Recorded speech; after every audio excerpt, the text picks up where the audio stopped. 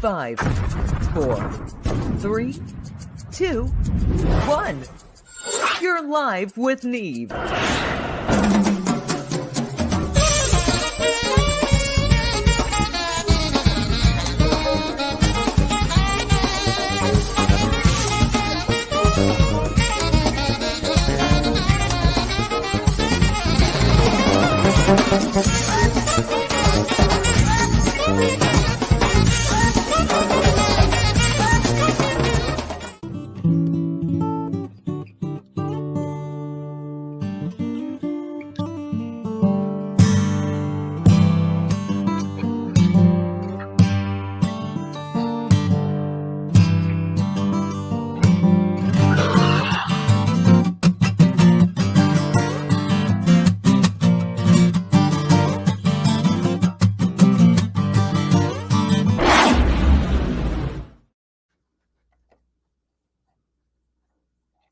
Wow, where did they go? All right. Happy Friday, everybody. Here you are. You're on Live with Neve. We're going to start it out. It's 4 o'clock here on the East Coast. It is a gray, smoggy-looking crap day here, but the temperature is great, and it's Friday, so I don't know about you. It'll work. I have a great guest on today. I will have in my second segment an amazingly great singer, and I just got to tell you some weird shit about how this all came about. If you were into numerology or something, or any of that kind of thing, which I'm not, but I'm always curious to hear what people are thinking about. This whole is such a weird coincidence going on in my life right now. First off, I'm playing with Nick Clemons. My guest coming on played with Clarence. Everybody knows who he is. Kind of, most people have heard of him. Just a 8-foot guy with a saxophone, a heart of gold, man. What can I tell you? But Asia was his singer. And about the time I started trying to get Asia on, I was talking to a friend of ours, Janelle in Florida, and she told me, oh, yeah, really great person, great singer. Nothing but good things to say about you, Janelle. I can see her smiling in the back in our tastefully appointed green room. Perrier and little glasses of knickknacks, and you get those wacky almond nuts they have at weddings. I don't know whoever eats those. I think that you give them to the homeless after every wedding. I'm not sure, but so we have that going on, and I just got to tell you, this is a diminutive lady. The sound that comes out of her lungs just blows me away, and I hear lots of singers and have worked with tons, and I'll just say this girl would make recording easy. And I say that because, I don't think I have to tell her to speak into the microphone. It's just, I'd probably like to have a compressor on her, but we'll talk about that when she comes on. We'd have to squash her down a little bit. No, we won't ever do that except metaphorically. Anyhow, in today's crazy world news, every Friday I go through this problem. I just try to find some good news stories that will keep us entertained, give us a little news that we need, and hopefully keep you kind of laughing at this crazy ass world we live in. And when I try to find good news, it's really tough. But I'm going to try again today, and those of you who've seen the show before know what we do. Okay, well, something here that's kind of, I guess it's good news or bad news. Elon Musk has set to unveil his Optimus, which is a tall humanoid figure. I can't really, where is he? Oh, it's gone. At any rate, I don't know what happened. Oh, such high tech. There we go. Now, if you see that thing right here, the silver and black thing show up in your yard at night. I don't know, at 2 a.m. I see a couple of those in the yard. After I lock and load, I'll probably call the police and tell them got some weird looking alien dude in the backyard, and they'll think I've taken up alcohol again or something like that. They'd be like, "What? Sure, dude." All I can say is, what can possibly go wrong with robots, with guns and knives? And God, I don't know, man. They'll have alien death rays before you know it, before I can get one. I'm still trying to get my flamethrower. New Jersey has no laws against flamethrowers, amazingly enough. And I got to have one. I saw this thing, and it shoots flames like 20 feet. Perfect thing for a metal gig, You just take this thing out and lay into the guitar player. It's like a Michael Jackson hair thing going on.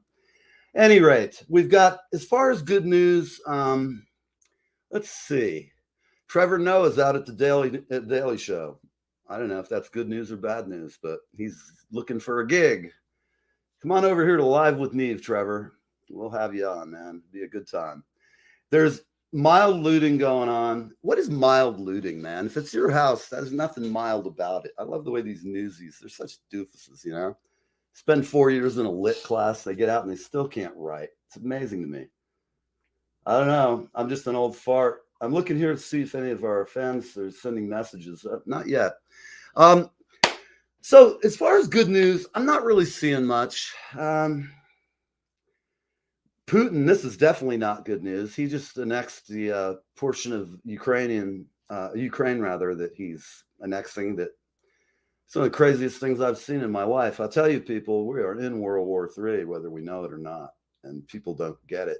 I've said it since this started that just because it happens with wars, people get all rah-rah, they get all jammed up and excited, and they fucking get into it, and they think it's the greatest thing. And I'm telling you, people, it's bad news. And I said this a few months ago. I know a lot of you will get annoyed and say I'm a schmuck, but bottom line, when we started, hey, Gina, it's happening in LA, baby. Got Asia on, she's in the house, and will be on with us shortly. But, you know, what I said a few months ago is, they're starting a war. This war is going on. And I don't have anything against the Ukrainian people. I feel bad for them. They're in this right next to Russia getting, you know, luckily they're handing Russia their ass back. But I know this sounds cold. I do not know what our national interests are in Ukraine. And I know we can't let the Russians take over the world. But I'm just saying, getting in a war with people who have nuclear weapons, I would like to think on both sides, smart people will prevail and talk about it. So that's all I'm going to say is that's some bad news. They have a picture of Weinstein sitting here, and it says, "Me too, 5 years later." No one's fully returned from cancellation because of Weinstein and all the crap he pulled. I've told this story on the show. I used to see him at a hotel in New York all the time, the Roxy. And I used to go by and like make jokes about his expense. And I'm pretty sure he didn't really care for me a lot. I'd like ask his girls if they wanted to come home with me. And, you know, I'd tell them, I own this place. No, I'm kidding you. But I had a lot of fun, and I used to terrorize him because I think he's a schmuck. You know, I know how it goes in LA and New York and everywhere else. People are freaking, the casting couch is still as bad as it ever has been, but the guy was just too much. And all the people who hung around with him, they know it. You know, how about all of us? You've got friends, you have acquaintances, you have people you love, you have people you don't love so much. You probably have people on your Facebook account that you're like, who the hell is this? And why do they want to be, you know, on Facebook? Or why do they want to know me? Occasionally I get some weird person who wants to be my friend on Facebook. And here's what I get lately. I get these ads that's amazing for Facebook, but apparently Ukrainian women are looking for me. That's right, me. I read this and I went, wow, I've been looking for them for years every time I go to Europe. I mean, damn. But I don't know. We live in weird times. And for me, the only thing that keeps this whole shit show going in my life, and I think a lot of people's, is dealing with the people we're close with and then playing music. Get on, man. It's hard to feel pissed off at the world. I tell you guys, take a break from the media unless it's my show. Don't sit there and get revved up over all the crap people are yelling at each other. I've got friends who are Democrats, friends who are Republicans, friends who are fucking weirdos, freaks. I've got the whole crew, man. I'm Big Tent. On my show, I've got people who are crazy as hell. I got people who are doctors, lawyers, certified public accountants, all the people who steal from all the musicians. But I hate them all except for mine and my agent and all the other people who you work with in this crazy ass business. So I'm sitting here, I'm looking, there's no good news. So I think the best news is before this segment ends in a couple of minutes, I think we should have a moment with the lovely and talented Asia Kim. Howdy. Hey there, Neil. How are you? I am excellent. I'm better now that you're on the air with us. I am looking forward to this conversation. Me too. And I really appreciate you asking me to be here. That's so much fun. Well, you know, Janelle spoke so highly of you, and then I started, you know, hearing other things from other folks, and I went, I got to hear this chick. And when I did, I just went, shit, I'm going to call her. You know, I'm one of those guys. I don't stalk people, but I'm persistent and polite. I'll even write to him. I'll go, look, I'm not going to keep ragging on you. If you don't answer back in 2 or 3 more posts, I'm not going to bug you, man. You don't want to do it. It's no worries. And yet people say yes. And it's fun. I wish I had a recording of Liberty DeVito when I tried to get him on my show. I just called his Facebook like live. He was on Messenger. And so I just rang him up at like, he was on at like 1 a.m. And so I ring him up. He picks up the phone. He's like, hello? I'm like, Liberty, what's happening? I didn't identify myself. At first, he's like, who the fuck is this? He's thinking. I know it because it's quiet on the other end. And then I go, hey, man, we've met a bunch of times at drum clinics. I'm Neil Van Erdy, blah, blah, blah. I played in Florida. We've met at the various thoroughbred drum clinics and shit like that. And he's like, I've never picked up this phone before. And I said, well, I'm also like Kreskin. I sent you a message that said, pick up the phone. And you've complied. So, he's a New York guy, and we had a really great time. It's like having him on is sort of like, we're just sitting down at the pizza place, man. He's the consummate New Yorker, man. I still got to go out and eat pie with Liberty somewhere, down in Brooklyn. And if I'm not incorrect, he's had the same place in the city for like ever, through the Billy Joel stuff. I may be mistaken, but I believe he mentioned something about that a few months ago. So let's, I got to go to a break in like a minute. Shoot, as far as the first question for you, I have a bunch of stuff from the interview starts, but you're in Oklahoma now. Let's just start with that. You're out in Oklahoma? That's right. We came out here for family. And so, but in this world that we live in, it doesn't really matter where you are. It used to. Very true. You had to go to the coast in order to have anything going on. Right. So, but now we have the you got an airport somewhere near you. It's the joy of flying, man. Oh, I can't stand to fly, and I try to stay off planes if I can. I do too, but I'm getting like Aretha Franklin. Let me get on a bus or something. Yeah, I'll tell you what, if you got your own private coach and you got somebody driving it, I give it to Aretha, man. She knows how to party and roll Kennedy style. Girl's got it going on. In fact, I imagine her whole her show and her tunes and her band are always just so freaking tight. Well, any of the stuff that you hear from back in the day when she was doing like live at the Fillmore, it used to kill me because you listen to like the groove of Respect, and it's kind of that laid back feeling. But right. Man, go listen to live at the Fillmore. I believe is it the Fillmore West or East? I apologize. I can't remember, but all I can tell you, it was like triple time. They were singing so fast, and I'm listening to her. Suck it to me, suck it to me, suck it to me. Can you imagine just trying to catch your breath, spitting it out like that? I mean, geez. It's really funny. And the thing that is so amazing, and that a lot of young singers out there I'm going to talk to need to understand, is that Aretha laid it down from top to bottom. Yes. She didn't punch in. No, that was a whole. Actually, I watched Frank Sinatra record Strangers in the Night, I think. And he just walks into the studio. He's got a big glass of bourbon, gets off a helicopter, walks into the studio. They got Nelson Riddle and this killer fucking orchestra all lined up. He walks in, and in 2 takes, he gets back out. See you guys.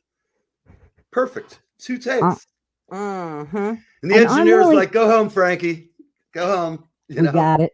But you know what? I'm willing to wager. I wonder if that was recorded at the famed Ocean Way Studios, which is where Clarence and I recorded Asia and the Big Man. No kidding. In that room. And what a great, tell you, I think Dave Grohl bought the console, if I'm not mistaken. Oh, really? I'm pretty sure there was, I'm pretty sure that when it closed that he made some deal, but that console, it's got such mojo because, Fleetwood Mac and all these just unbelievable Let me records. tell you something. The room itself, because wood is a living and breathing thing, even after it's been cut. It just has energy, and it just sucked up so much energy. It was so inspiring. I can't even list the number of greats who left their little piece of themselves in that room. Absolutely. And it was otherworldly. Let me just tell you that. I found I'm sensitive to like go in a recording studio, like you go in Sun Studios, and it just kind of I think, sitting there looking at it and sitting in the same spot where Elvis was singing Hound Dog on his first freaking recording, or whenever he went into Sun and they did those early records, all direct, just done. It's like, you're done. I think that's where he learned how to shake his leg. Oh. And he got peanut butter and Placerville sandwich. I'm ready to go. King. Oh, I feel bad the way the guy went out, man. It was really just, what a way to get found, man. I'm going to put it in my will that any of my lackeys, if they find me ass up in the toilet, look, guys, if you want to get the will, prop me up, pull up my skivvies, and fucking lay me in the hallway with a jar of Coke or something. I don't know. Make it look like a really worthy death. God, poor Elvis hits the freaking crapper, and there he goes. It's like, God, the king. What the hell? I'll tell you a funny story. I have a friend of mine who's an attorney now. In fact, right now he's bailing out his house down in Florida. Oh. And he went to Graceland and he sat down in the jungle room. In Tennessee, that is a killing offense. The Elvis security team appeared mysteriously like a vapor. And they unceremoniously picked his scrawny ass up out of the chair and booted him from Graceland. All the time he's going, I'm a lawyer. I'm like, you ain't even a lawyer yet. You're third year, you still got a little while, buddy. But it was fun. And I don't know. I digress. So you're out in Oklahoma. You moved out there. Are you gigging out there? Well, COVID kind of put the kibosh on gigging pretty much. I'm just curious, is it starting to come back in Oklahoma yet? Well, people are out playing, but let me tell you, not like it was for some people. Well, they're getting it back, and this is a great little town for music, and it has a history to it. I've heard you've got great museums and stuff. I've heard people would be surprised if they went to Oklahoma, and I haven't been to Oklahoma City in like 30 I'm years. In Tulsa though. Oh, you're in Tulsa. Okay, I'm in Tulsa. But where I am, that's where the Bruce Springsteen. Right, that's the great music. Woody Guthrie. Yep. I saw you covered the answer to Woody Guthrie. I'm sorry? You had a cover on one of your pages, a song that you covered of Woody Guthrie, but I think you changed the lyrics, if I'm not mistaken. Good Lord. I'll have to look through your page again. I don't know. I can't even remember my own page. Is that COVID brain? I don't know, but I haven't had COVID. You haven't? I'm kidding. No, I have not. I've been very, honey, I've been isolating, but excellent. I'm sharing breathing space with people who are vulnerable to COVID. So it's a different thing. If I get it, I mean, I have the, constitution of a horse. I mean, I never get sick, but but you can still spread it. So it's that kind of thing, and it's really changed the world. It's has changed the world. The kids of today who are in their teen years, which like my years in high school, I had a band and had it going on, and my life was already, I kind of knew where I was going, what I wanted to do for a long, long time.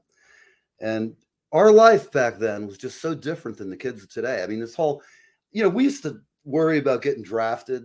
I remember I was in one of the groups that I had to go when I turned 18 and sign my draft card. And that was right when Reagan was going to get elected. And being a young guy, they say if you're not a Republican at 50, if you're not a Democrat at 20, you're an idiot, and so on. There's some saying to that effect. But I was as Democrat as they could be. I went around banging on doors for Jimmy Carter with my mom, the whole deal. And when Reagan got elected, the Soviet Union was in Afghanistan. And all my stoner ass wanted to do was go out, play gigs, meet girls, go to the beach, all the things that you just like to do as a young person, and your life is so new and vivid. I mean, as we get older, I don't know about you, but don't you just feel kind of the same, but smarter, but you still have that youthful, like, I feel the same in my head, but I know I'm not. Who we are doesn't change. That's our soul. That's who you are in your essence. It's your physical body that goes through all of its own problems, and that's what we just have to deal with. Absolutely. And I kind of I learned the nuns thought I had the devil in me because I was left-handed, and Oh, my daughter's left-handed. okay. You said Now, the in nuns. fact, That means you were Asia, raised Catholic. I was, and let me tell you, back in the Let me tell you, 60s, brother, same thing. you were too, so you know how to Oh fear the yeah. nuns. Oh my. Well, oh yeah, the nuns and my granny. You know, if you look in the mirror, you'll see the devil. Did they have the Malocchio? They ever do that?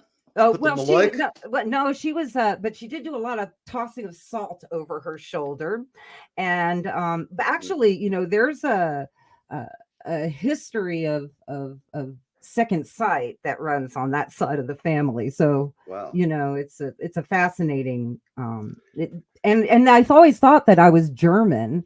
And then I found out I was mostly primarily Polish, and not only Polish, but my people came from up near Minsk, No kidding. which is almost on the, you know, it's almost Russia. How And many generations have your family been here? let's see, great from I believe my great grandfather, Mm-hmm. and they brought the family over here. They were actually musicians. They were and luthiers. Right. And A it's lot really, of Lutherans in Germany for sure. and I had no idea, but I didn't realize that until afterwards. It was when I think my husband was going to sell a bass, and I was just like, "No, you don't sell your gear. You keep it and you buy something else." And then I found What a out. woman after my own heart. Oh, honey, I have a rehearsal room in my living room. I don't even have a living room. That's the kind of It's woman funny. I am. My last apartment, I had a bedroom in the back that I had to have a studio, and you know, it was like my room I'm in right now. I don't know if you could see it, but I've got like all kinds of Right. my room is packed. There's an electronic drum kit there. There's a bar. There's a big window to look out at the ocean over here. But it's a complete, you can tell, I know where everything is, but this room is pandemonium to anyone else. There's piles of projects. I know exactly where every freaking file and track sheet is. But if you walk in here, you're just like, this guy's like really off his chain. He doesn't. Well, they don't really have to look for it, so they don't have to worry about it, right? But that's it. And, you know, it looks like an episode of Hoarders, the musician version. Oh. I mean, have we ever found the optimum number of guitars or microphones or snare drums or exotic things that make things boom or crash, or, you know? You can never have enough gear, I swear. But the funny story I was going to tell you is that I found out later. I was talking to my aunt, and she told me that I was that when my great grandfather came over, he had his violin, and somebody at the island offered him $200 for his violin, and he wouldn't sell his axe. He said no. And that, okay, folks, it looks like we may have lost Neil. So what I'm going to do is I'm going to just like take over the show. That's my girl. That's great. We're having it. It's I've become countdown the to rock and roll co-host, with not the Asia guest. Kim. That's right. Live And with Asia Kim, baby. we're gonna have the Night Owl. What was her? Allison Steele, the Night Bird. I love those ads in New York as a kid when I was like 12. WNEW FM New York.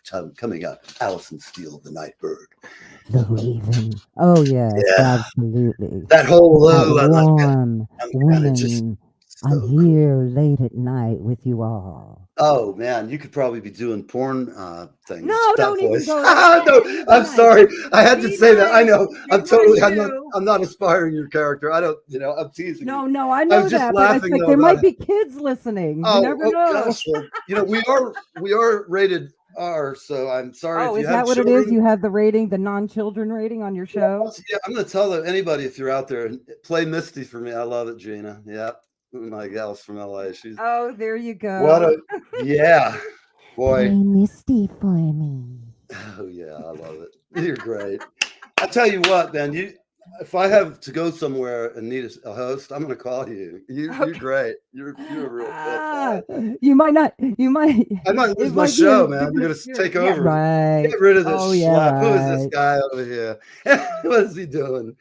But so where did you end up? Your family moved from Germany. Where did you kind of end up living? And did you? Well, I grew up in Philadelphia, baby. Wow, it's Philadelphia, man. Right across the bridge. Yeah. So let me tell you something. When I got my record deal with Clarence, I couldn't.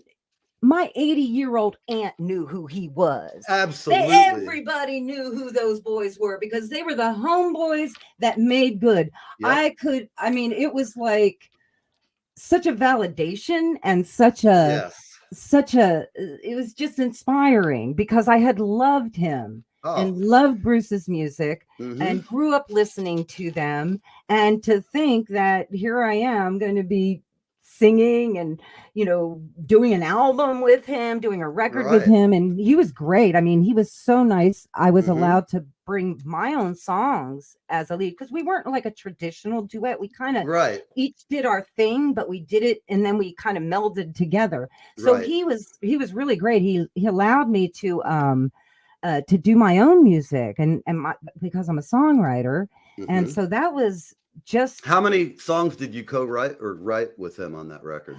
Well, I didn't actually write with him. Those were my tunes, or I wrote them with my husband, Lynn Willever, who's a fabulous bass player. And he was actually on the record and he was Clarence's musical director. When we went out on tour. Oh, C loved him some, Lynn. Let me tell you, everybody did. Even it was so funny when we were recording. We were recording at Ocean Way, but then we went to Total Access Studios, which is Wynn Davis's studio. He for those of you out there, he had done like Guns N' Roses and all of these great those great 80s, LA metal bands, all those great 80s bands, right. And his experience and as wonderful as an engineer as he was, which he was fabulous, but Lynn's ears were a main ingredient when we were mixing, when we were recording, everything. So he's just an exceptional he's got musician. The mojo, man. I truly believe some people are just blessed for whatever reason. If you're religious, maybe you're blessed. If you believe in science, man, you're just wired. Your neuro system is just like better, faster, quicker. It's like, look at a guy like Tom Brady. Oldest quarterback, the guy whips that thing like a son of a bitch. It gives hope for old age, to people. Tom, it's like I had my shoulder operated on. I told them in the operating room, I said, you think of this arm, think of Tom Brady, and if you were cutting on his arm, because if I can't hold a stick when this is over, I'm going to be really upset. And I'll tell you what, I had the best surgeon, man. The guy, I read his reviews. He had like terrible reviews as far as bedside manner. But he's done like 14,000 of this operation. He had to put my whole shoulder back together. And he did it. And I'm holding a stick and I'm playing and beating the hell out of drums again. So you needed a surgeon, not like a I didn't need a guy to hold my hand. Yeah, that's what these people were whining. They were like, these people are like, oh, he was kind of a snot because he told me I'd end up having to have him come back to him and blah, blah, blah. But I looked at his stats and then I looked at what people said and I read the non-favorable or non-negative. They were just like in the middle. And I'm like, this guy is just all business. The fact that he's done this many of them, I want him. I don't want this other schlep down the street. Experience and quality, Yeah, and he didn't bullshit me either. He said, if you're a drummer, you're going to hurt. If you want to play, you're going to work harder than you ever have. And I thought at the time, I'll be healed in 6 months. I'll be back at the kit. No, it's taken me 1.5 years of working at it. And now because I'm playing with Nick, I'm like back into doing 2 or 3 hour shows again. And it's like, been a long time, man, since COVID essentially. And I've done some gigs, but most of them were, like you said, early bankers hours, 7 to 9 or 1 to 4 on a weekend. Are you still out doing your music solo, or what are you doing right now? Like, are you in a hiatus? I'm a little bit on a hiatus. I'm writing. I always am writing. That's a part of what I do. And because COVID, it's interesting. My life goes on all these interesting twists and turns. So, and this twist is since COVID and being stuck in the house, I was pulled, I don't know what you can call it, but I studied shamanism. And I was mentored for a year to become a Mesa carrier. And my teacher is here. And that's one of the reasons it's Oh, funny. You okay. go, why am I here? My Right. teacher was here in Mhm. Oklahoma. She's a Native American woman. Mhm. And the shamanic background is the Alberto Viovo, who Mhm. is I'm not familiar. he's a medical anthropologist who became a shaman. Okay. And Very. I'd so like. Does he have any books out? That sounds like an oh interesting yes. guy. Oh yes. Oh yes. You'll have to text me his name. I mind like a I'll steel send you trap. some stuff. Oh, well, that's all the all of my training is from his texts, I see. is what we followed. Hmm. And so, but interestingly enough, because of COVID, we trained over Zoom. Wow. I think that's amazing. I really, that's People think you think that you have to be in the room with somebody, but let me tell you something. Energy doesn't have a wall. right. So when you're here, just like we're here to hear and we're Hmm. sharing energy, it's real. Yes. And I bet people out there can probably feel it. You can tell, you can feel the energy. You can It is always feel no different. authenticity, and when people are just themselves and they're not trying to put on some con job about, it's good to know yourself. If you know yourself, Mm, you don't really have to do shit like that. I mean, it took me years. I mean, I'm like a typical type A maniac drummer. Always have been. It's my character. This past 2 years has been awful because I just like to be a maniac and run around and do all kinds of shit. And I'm very energetic. it's a physical thing. And The high that I get playing is way better than anything. And I know now because oh I've been sober please. for 4 years. I had to get, Mm.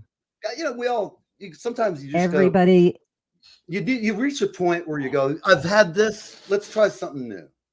in this world, as musicians, as artists, I mean, we don't always acknowledge it, and maybe for some of the guys in the industry too, because men have to kind of put on that manly man, and they never feel Yes. pain, and they never cry, that kind of thing. God damn, if you feel something, don't feel Oh anything. heavens, no! And so because of that, you end up having to just kind of bury down who you are, Right. and you can't really express it, but you're sensitive. And so what happens, you start going into substance, because that's actually when you start going into chemical excessive chemical use. Right. And there's and everybody knows, and different people have different levels that they can handle. Sure. However, most of the time they're just trying to, it's like a self anesthesia. They're Yes. medicating, because the world can hurt an artist. It can be Absolutely. so painful, and the music business can. It What is suck it? your That quote soul from out. Hunter S. Thompson. It's Oh like, yeah, it's a money trough full of no, but it's a long dark hallway full of pimps and I don't know. pinks, beggars, and thieves, and that's on a good day. It's No, something and along those yeah. lines. Then there's the bad side. I loved Hunter Thompson. My stepfather, when I read that book, Fear and Loathing on the Campaign Trail, he just went nuts. I have a question for you from Gina in LA. She was curious if you have any Native American blood, if you know of. Oh no, actually, well, here's an interesting question. Thanks for asking, Gina, because this is another thing that plays into my heritage. Now, I've always identified as Asian American. I'm half Korean and then half half European. Right. But I had my I had my DNA analyzed, All and right. it sat there for the longest time. Okay, so I looked at it, and I remember looking at it, and I remember it saying I was, as I thought, pretty much half Korean. But then I had like this 3% Northern Japanese. Ainu. That's the northern part of Japan. They have that tribe, the Ainu. They have shamans. The Ainu people. Shaman. Yes, absolutely. And that was what was so interesting to me, because, I couldn't understand it, this draw to shamanism. Sure. That's why I was curious myself.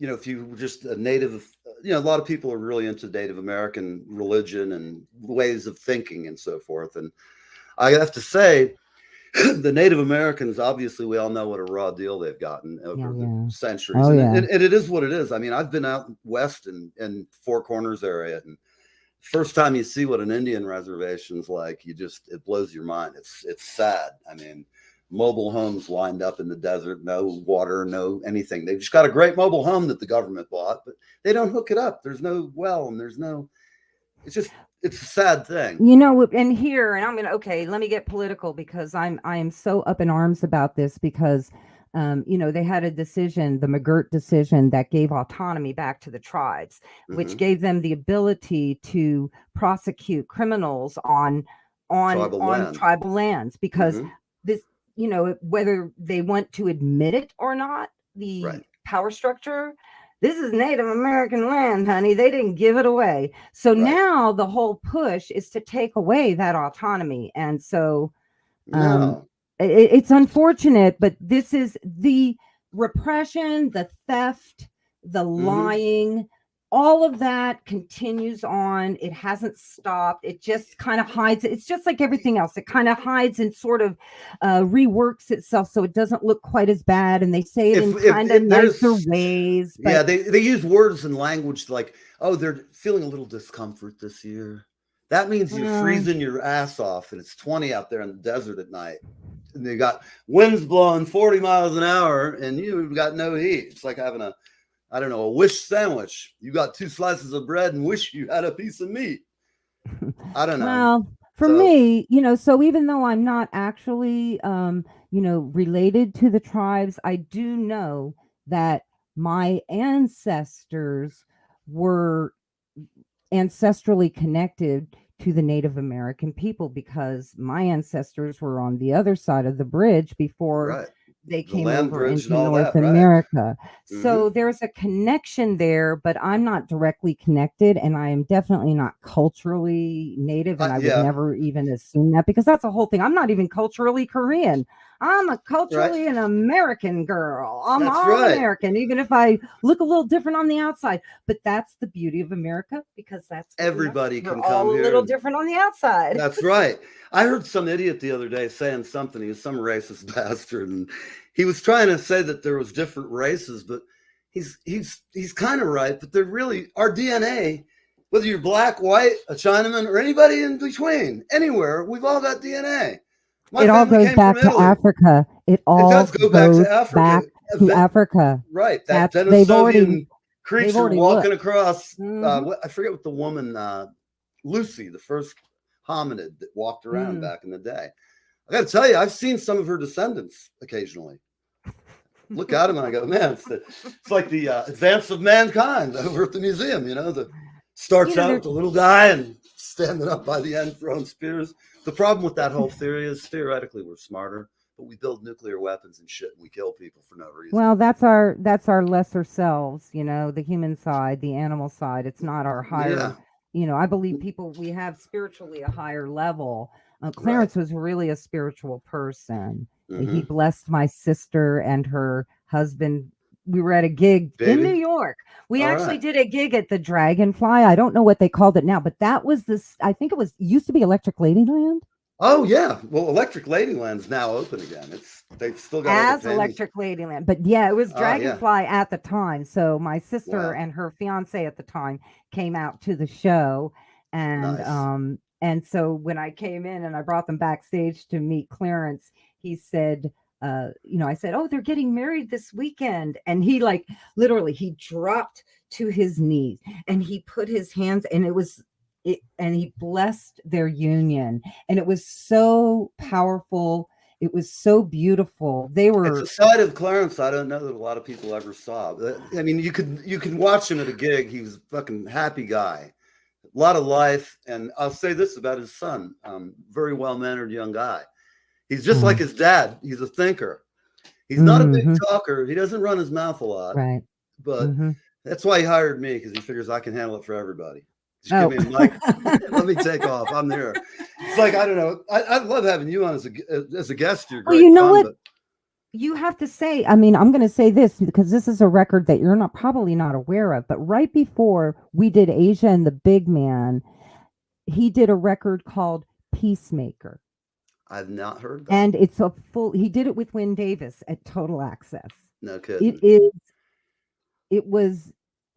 I think it was a work that he really, really, really wanted to do. He was so proud of it. It was his spiritual side. Right. It was beautiful. The songs on it, the way he played. It wasn't the Clarence that everybody knows from the Springsteen Band. The more introverted. It was still the Clarence with the feeling and the heart in it, but it just showed a completely different side to him. Right. that not I a heard lot his of people Christmas have. song today while doing my homework for you. Did you work on that song with him? No, I don't. No, I didn't do a Christmas song with him. It was really good. I mean, and you'd never know. He has a great voice. I mean, He sang on the record. He sang all he his sang leads. great. We did a duet. In fact, we did "Get It On." It was an Ike and Tina Turner duet. Okay, I was thinking of the T-Rex version for a second. Oh, Different right. song completely. But no, that's Bang a Gong. Bang a Gong, that's right. But they do say "Get It On," but we're gonna get it on. The Tina Turner thing was just like that was the first. In fact, here's the hilarious thing. That was the first song that we recorded for the record, and I remember it was 11 a.m. in the morning, and as you all know, if you've been a gigging singer, nobody likes to you get don't up want to see daylight until 4 o'clock when it's time to go to the gig. So hitting that hard end, of rock and roll. But let me tell you, it was it just the whole thing went. I'm gonna track it down. I'll find it. It's got to be on YouTube or somewhere.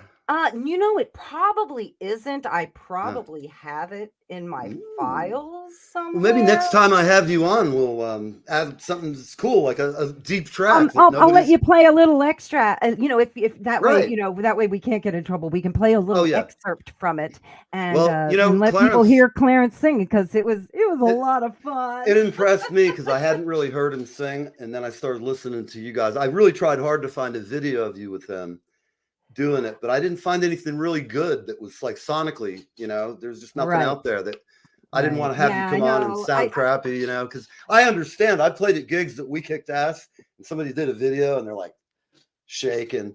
I had a gig, the last gig I did before COVID hit, big festival thing. I'm outside and my girlfriend is shooting the thing.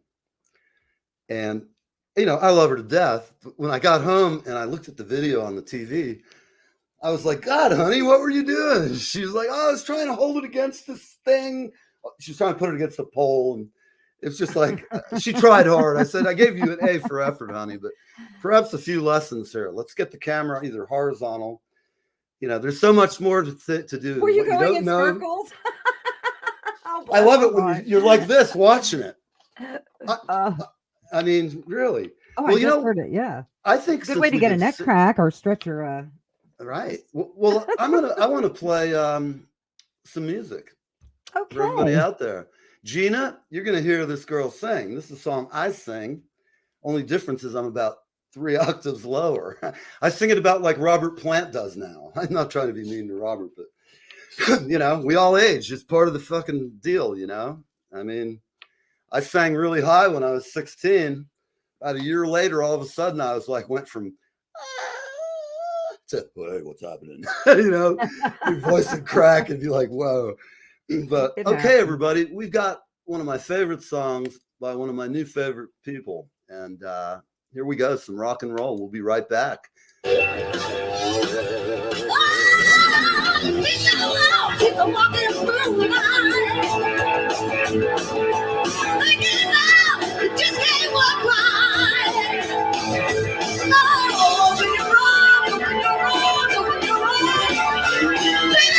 Great tune.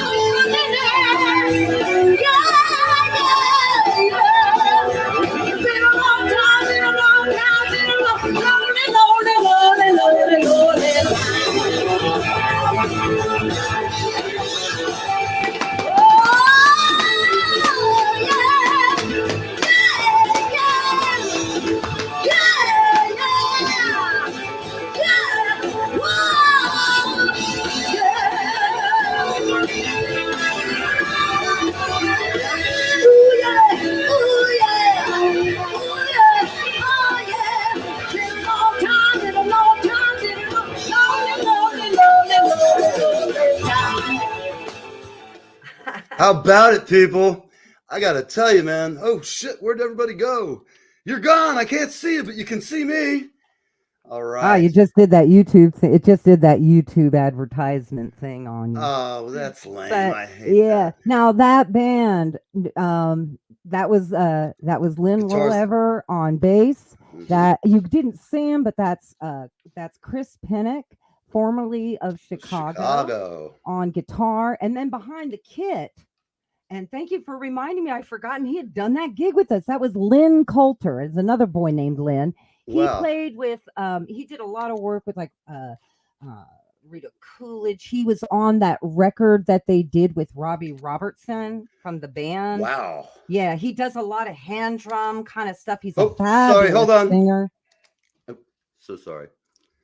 Go ahead. I was just queuing up a song for the next song because I was listening to you, but I had a little error there. Came Oh on. yeah. Well, that's all right. That's all You know, right. I have to say you sang that tune so great. It just blew me thanks. away. It really just, I know how it is. We work with lots of people, and I'm 61 years old. I've been doing it since I was 8, and you can always tell when somebody's just got it. Like you go through those.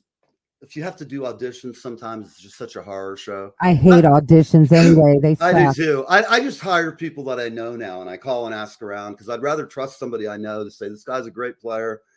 Go do something and it works. It's far better when you have, like, even playing with Clarence's son, Nick. The first gig I did with him. He's like, "You be here at noon." I'm like, "Look, can you send me your set list?" "Oh, well, I didn't really got a set list for it. We just call him." And I'm like, "Okay, I went on YouTube and learned as much as I could of he's got 3 records. So I had like 2 days to go through them all. So I at least had heard everything that he's done originally, if he called it. And I was playing percussion, and it turned into a great day.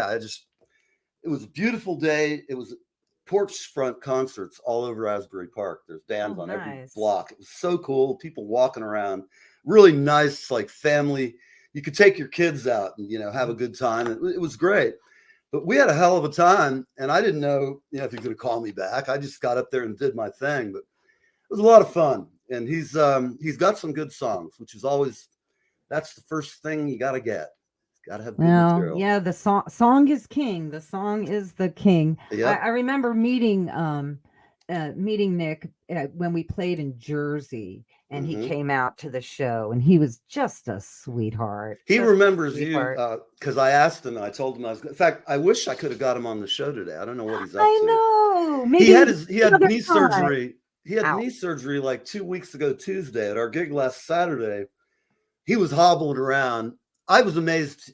I went to 2 rehearsals before last gig because I was like, I got to figure out what the hell you're doing, especially if I'm playing kit drums and not just doing flashy solo shit, banging on timbales and, getting in touch with my Latin roots. What can I tell you, Look at my DNA. It's got a lot of, it's a wonder I don't dance better. My family, like I said, we're all a mix of people, and that's the great thing. I'll say this. People love to rag on our country. Everybody I know who's in Eastern Europe who comes here in the past 40 years that I've met, they fucking get America better than most Americans do. They are so lucky and happy. They never bitch about anything. They just grind it out, man. Those are hardworking people. And, until this came along, this whole war thing, I always thought, we could make business with the Russians.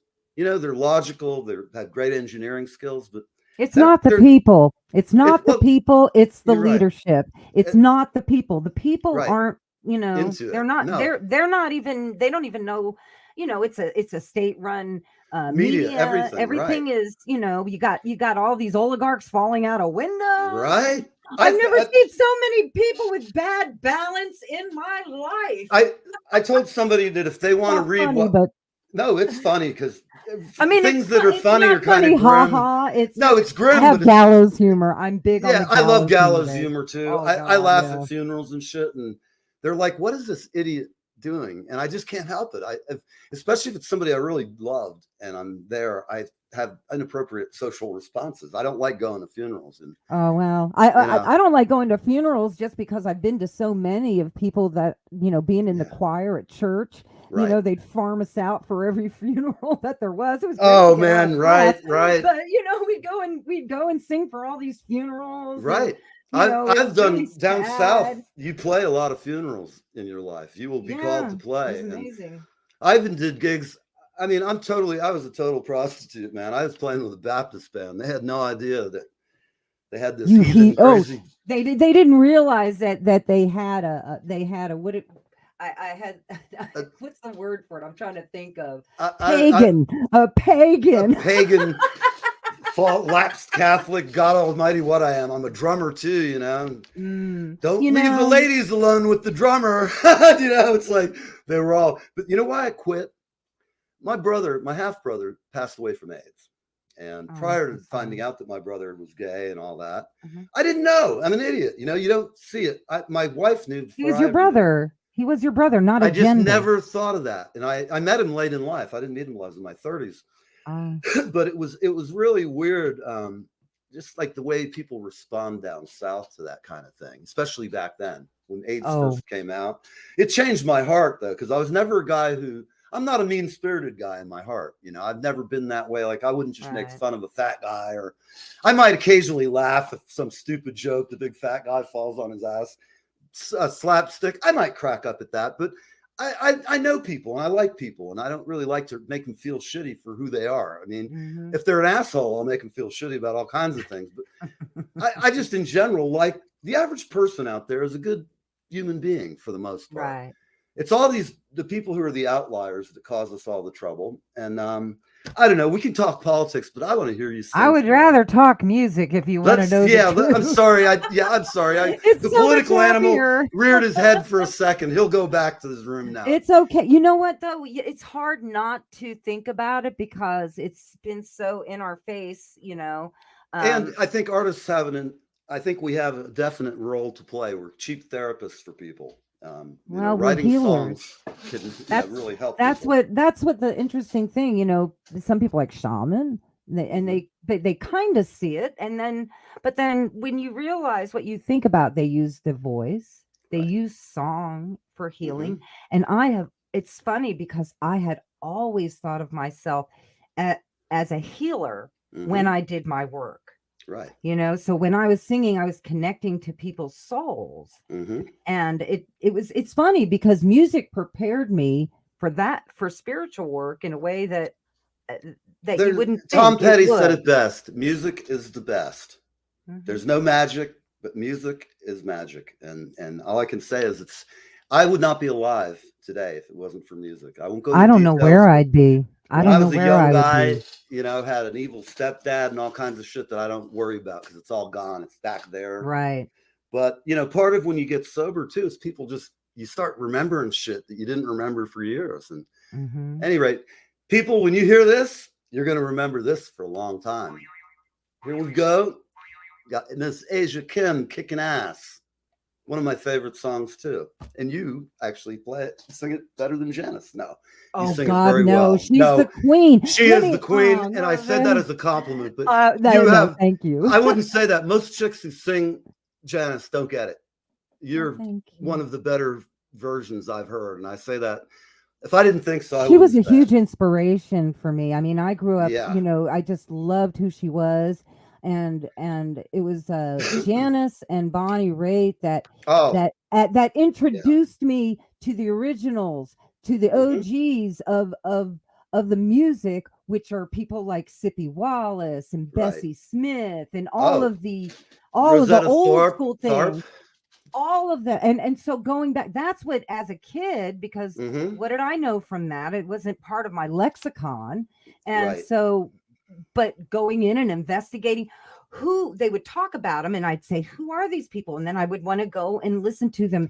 And that's Right. when, you know, the blues and soul music, you know, has It's just such touched a my great heart and been a great vocabulary. influence. And, you know, the rhythm sections are so amazing, and the vocal arranging of Motown years. I'm lucky. Oh My mom God. really dug Motown.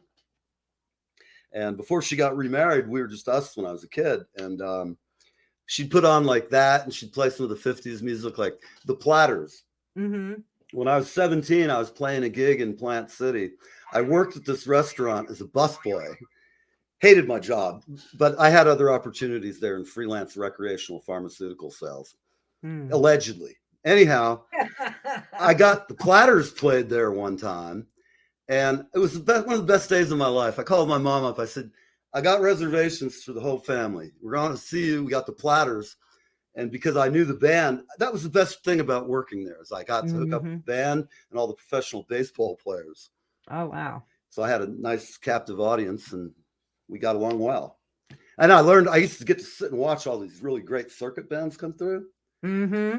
And I'd leave and be going to my gig and wishing I was playing that gig because they were making money. And at that time, I thought I was going to be a jazz guy in Florida. At that point, in Plant City, Florida, nah. The Neil Van Erdy Jazz Band got off to 3 illustrious gigs, and then I realized I better move to the Village or something if I want to do this. So here we go. Peace of my heart, people. We're off and rolling.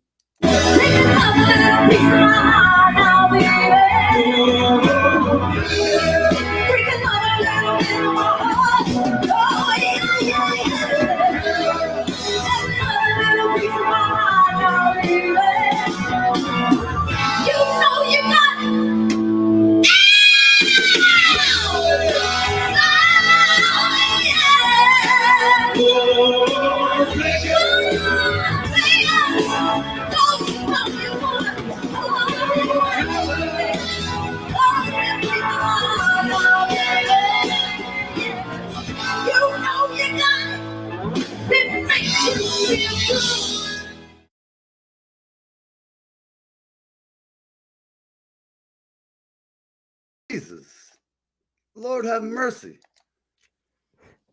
I'm telling you, man, it's great. I've listened to your drummer. I was just going, oh man, I wish I was playing this gig, especially when you're playing rock and roll. I love playing the drums out. And that's such a great song to open up with sometimes. You just come out and slap them right in the face. Oh, honey, that's a song at the end of the set for me. Oh, yeah. I bet after you sing it, yeah, you got to go. Yeah, I want to go take a break. Take a little break, get some oxygen. Janice did not play. And I remember hearing, when after she passed, I guess they did an autopsy and they looked at her vocal cords. Woman never had a node. No shit. That was her sound. That was her sound. That's, well, technique is everything, and sometimes it's just you're gifted. I mean, I know because I've heard enough singers to know. Like I know, I'm a singer, but in the standard that I do gigs, I'm a great backup singer. I can sing, my parts, stay there, but I'm not a natural singer. I had to learn. I didn't have that great gift of a voice box, and I didn't have the lessons. Let's ask about that. Did you take lessons? No, I was raised by a single mom, and I had 4 sisters, and she was raising us on a seamstress salary. So there was no money for no music lessons. Right. Now, we lived with my grandmother for about a year when we moved from Ohio to Philadelphia. And in that time period, because she had a piano, and I just sat at that. I remember there's a little book called Teaching Little Fingers to Play, and it has all these little easy things, and it gives you all the instructions. I actually learned the basics of music theory, and I was able to teach myself all of this through the book up to about an intermediate level, but I never, at that time, it was a shame. And my mom, even when she came out to see us, she felt guilty, which she didn't have to. It wasn't her fault that she couldn't afford, but she wished that she could have given us more. She bought me a guitar, I think, after that, because she was watching me play guitar on stage for that show. Oh, man, you know what? You got a great mom. It's like I'm the same way. If it wasn't for my mom, man, she's really a trooper. I mean, hauling a kid around in the drum sets, rehearsals, and picking up the bass player. I mean, she was a definite band mom, and I know she was great. I mean, and she encouraged me, and even when I didn't really take the path that the family thought I was going to go to that school, I'm happy and relatively well adjusted for a drummer, whatever. Most drummers I know are pretty happy people. Actually, we are. I'm really happy. You get a lot of stuff out, by getting beat up on the drums. That's a very therapeutic kind of. After divorce, I recommend for all men or women, if you get divorced from somebody, 2 years of drum lessons with me, you'll be off and running, man. I'll tell you what, you can't. I don't know about you, but when you're singing, it's hard to get a frown on your face when you're singing, man. It's just like. I know makes me happy. When I'm feeling good and I'm singing good, like on the tunes I pick, like I sing Bruce Springsteen note for note perfect.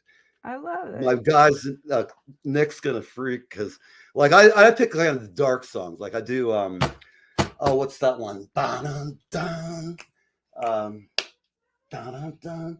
It's on Darkness of the Edge of Town. It's on tip of my tongue. I've played it 1,000 times. I'm trying to think off the top of my head. I'm so sorry. It'll come to me as soon as I can think of the lyrics in it. In the summer when I was baptized, my father held me to his side. I can't think of the damn. I can't get to the chorus, but that's all right. No, it's Should I have it here? I should put it up, but those tunes, it's just in my range, and I can do it good. And here at the Jersey Shore, my last band, it was really great because people would come out and they'd be like, "Wow, it sounds just like it."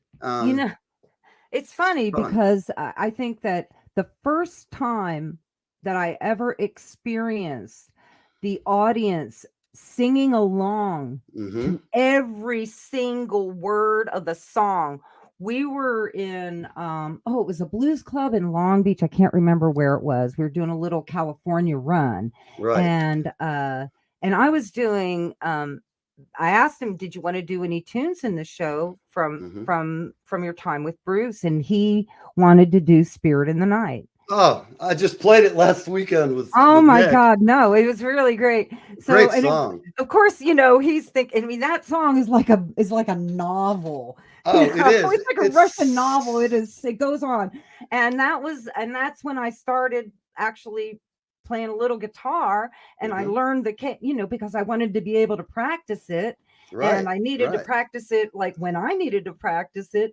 So I learned how to play it, and then I played it for Clarence to see how he liked it. And he looked at me and he was like, you know all those words. He was just he just looked at me like, how did you get all those words in your head? And I'm thinking, I know, but little did he, did he not realize that I sang along with that record like how many times? Years, right? Yeah, me too. Exactly. When it's kind of in there, That's still one of my favorite Bruce albums of all. It's that. Oh God, that is the essence of Asbury Park. Just as a name drop here, do you know Tinker? Did you read the book about Bruce? Tinker is his first manager. Brought him to California. No. He lives right down. He's my next door neighbor, and we're friends now. Oh, how cool! And he has the best party here in the village. Like, we live for his St. Patty's Day party. Oh, that's in fact, my liver's going to regret going to his party because it was always every musician worth a shit ends up there jamming, and it's just like such a good time. And always in our little town, it's like we're creating a very serious ruckus. It's like they have to come by with the police during the parade and tell everybody like we're taking up the street, all the people at the gig. It goes on, and I can't wait till the next one. This year he couldn't have it because of fucking COVID the past few years. Maybe next year. Well, I could have you on for another 3 hours, but it's 5 o'clock and we must go. And normally at this time, I would like roll out with my cheesy little jingle and my, all that cool stuff that after a while I'm like, I got to redo this. So I'm just going to roll out with you singing because you are kicking ass today. Thank you for being on the show. And you're great. I really enjoyed it. And I hope we have a friendship going forward because you're just great. And thanks. I appreciate it. It's good to get to know you. Likewise. And you've got enough to talk about. Maybe at Christmas you come on and we'll do something at Christmas time. That sounds like a plan. Maybe even get you to sing. I'll kind of squeeze your arm and see what we can come up with. Okay, well, we'll see. Maybe if you ask, you have to ask really, really nice. I will. I'll come and do toilets for a week or so. I'm kidding. Hey, you've been a lot of fun. Everybody, have a great weekend. You're on Live with Neve. It's the Asia and Neve show. Hi. Oh, and let me just put out, if you want to go to my website, www.asiakim.com. That's Asia like the Steely Dan song, Kim, like the Korean last name.com. Guys, did you get that? All right. We're out of here. I'll see you next week. We got some great guests coming, and party on, Garth. Party on. All right, here we go. A piece of my heart, baby.